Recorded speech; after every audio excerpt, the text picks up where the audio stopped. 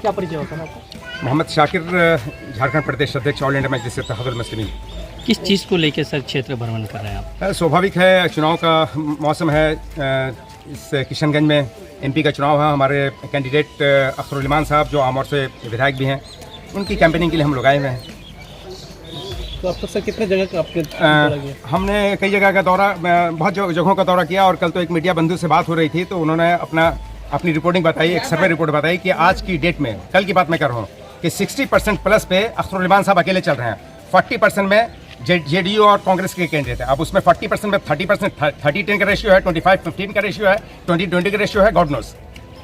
तो हमारी पोजीशन आप जान रहे हैं, आप लोग भी घूम रहे हैं फील्ड में। हमसे बेहतर आप लोगों के पास रिकॉर्ड है कि हमारे पास हमारा कैंडिडेट ऐतिहासिक मतों से जीतने जा रहे हैं इंशाल्लाह। मुद्दा क्या है आप लोग का वोटिंग का? मुद्दा क्या है? विकास का है, डेवलपमेंट का है, शिक्षा का है, स्वास्थ्य का है, सेफ्टी एंड सिक्योरिटी का है, जो बेसिक मुद्दा है। लोगों के बीच में जो जा रहे हैं तो क्या रिस्पॉन्सिबिलिटी मिल रहा है, क्या रिस्पॉन्स मिल रहा है लोगों को? बिल्कुल हाथों हाथ ले रहे हैं। मैं तो कह रहा हूँ कि पूरे बिहार में एक तारीख लिखने जा रहे हैं, एक इतिहास की रचना करने जा रहे हैं ये किशनगंज की संसदीय क्षेत्र में।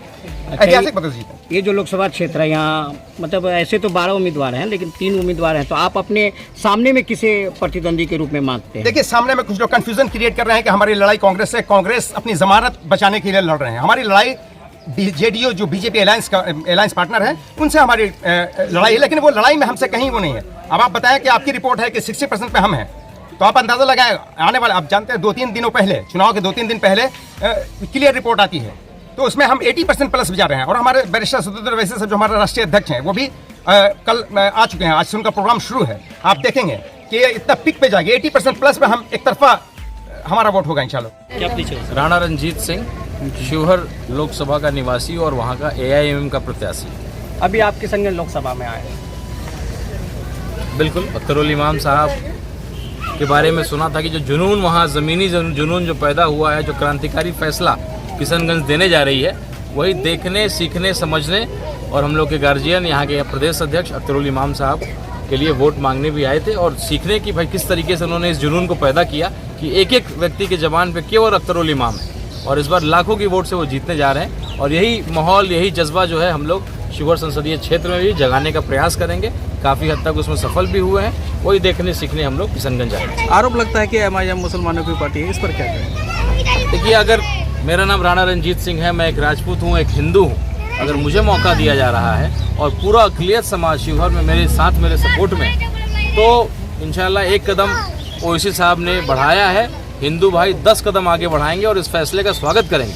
और हम लोग का एक ही सपना है कि अगली बार संसद में अल्लाह अकबर भी होगा और जय श्री राम भी होगा। अच्छा, अभी आप जो है क्षेत्र भ्रमण कर रहे हैं, लोगों से मिल रहे हैं, तो कैसा सपोर्ट मिल रहा है आपको?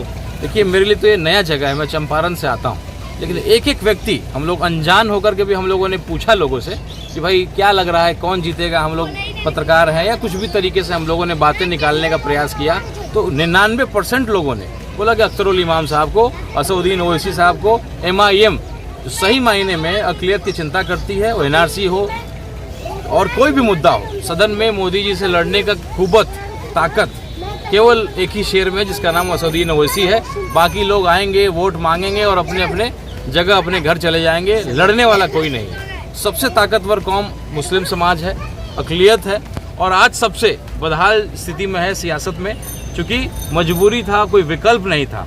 और MIM जो है बहुत मजबूती से एक विकल्प नज़र आ रहा है। और ख़ास करके कौम अब जागने लगा है, पढ़े लिखे लोग जाग गए हैं, नौजवान जाग गया है, और वो अपने बुज़ुर्गों को भी जगा रहा है। और आने वाला समय एक मुस्लिम लीडरशिप बिहार में आप देखेंगे, एक मुस्लिम पार्टी जो है पनपेगी, और अगला जो बिहार में सरकार होगा उसमें बहुत अहम भूमिका में MIM रहेगा। बिना MIM के बिहार में सरकार नहीं बनने जा रही है, जिसका जो है आप कास्टिंग और ट्रेलर इस संसदीय क्षेत्र में देखेंगे। कम से कम 2 से 3 सांसद MIM के इस बार सदन में जाने वाले हैं। और अगला विधानसभा में 25 से 30 विधायक होंगे जो निर्णायक भूमिका में रहेंगे और तय करेंगे कि बिहार सरकार कौन बनाएगा, किन शर्तों पे बनाएगा, कैसे किशनगंज सीमांचल जैसा पिछड़ा इलाका का विकास होगा। हर साल बाढ़ आएगा, रोड टूटेगा। अभी आगे हम लोग जाना चाहते हैं, सड़क टूटा हुआ है, आप देख भी सकते हैं। तो ये जगह जगह का यही कहानी है। तो कैसे सीमांचल का विकास होगा, इसकी चिंता करेगा। कैसे बिहार का विकास होगा, जाति में, धर्म में नहीं बटेंगे, एक बेहतर बिहार, एक बेहतर भारत बनाएंगे। समाज सेवी अमोर विधानसभा।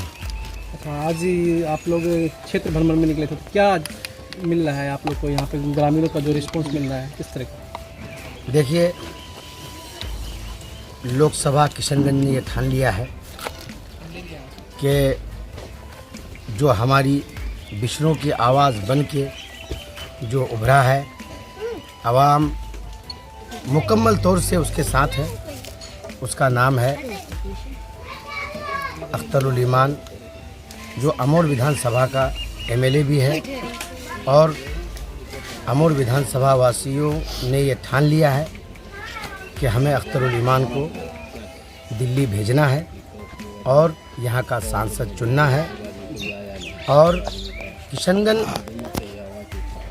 लोकसभा में अख्तरुल ईमान से बेहतर कोई नेता नहीं है। क्या मुद्दा रहेगा सर इस बार अगर वो जीतते हैं तो?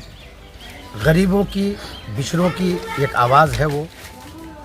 सीमांचल वासियों का जो बिछड़ापन है उसको, उसके दर्द को लेके अख्तरुल ईमान निकले हैं।